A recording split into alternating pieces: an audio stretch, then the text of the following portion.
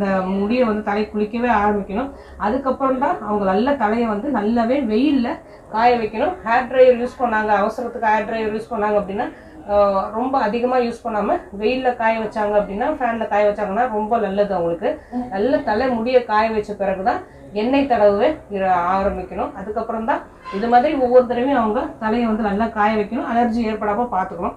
இதே சித்த மருந்துகள் எடுத்துக்கிறாங்க அப்படின்னா, இப்போ நம்ம சொல்கிற தைலம், நீர்க்கோவை மாத்திரை, இது எல்லாமே அவங்க தடவிக்கலாம். நீர்க்கோவை மாத்திரை தடவிக்கும் போது வெத்தலை சாறில் விதவிதப்பான தண்ணியில் நல்லா குழைச்சிட்டு நெத்திக்கு மேலே பத்து போட்டுட்டு மூக்குக்கு இந்த 2 பக்கமும் நல்லாவே பத்து போட்டுக்கலாம். நல்லாவே அந்த இன்ஃப்ளமேஷன்ஸ் குறைய ஆரம்பிக்கும். நிரந்தர தீர்வு இது கிடைக்கணும். இந்த அலர்ஜின்னு சொன்னோம் இல்லையா, இந்த அலர்ஜியும் நமக்கு அலர்ஜி இல்லாமல் ஒவ்வும் அப்படிங்கிற மாதிரி நினைச்சோம் அப்படின்னா, சித்த மருத்துவர் அணுகுனீங்க அப்படின்னா உடம்புல வந்து இம்யூனிட்டிக்கு, எதிர்ப்பு சக்திக்கு நிறைய மருந்து கொடுப்பாங்க. ஏன்னா ஒரு சிலருக்கு நான் சொன்னேன் இல்லையா, ஊதுபத்தி ஏற்றினா கூட அவங்களுக்கு